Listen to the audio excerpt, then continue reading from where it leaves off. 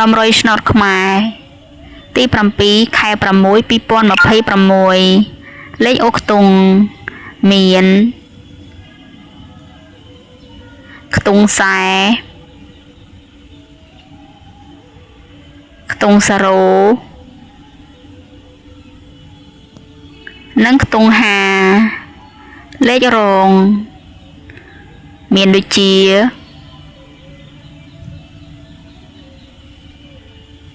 44 07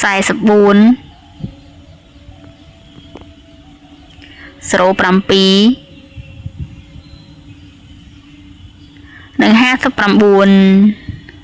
3លេខមាន874និង209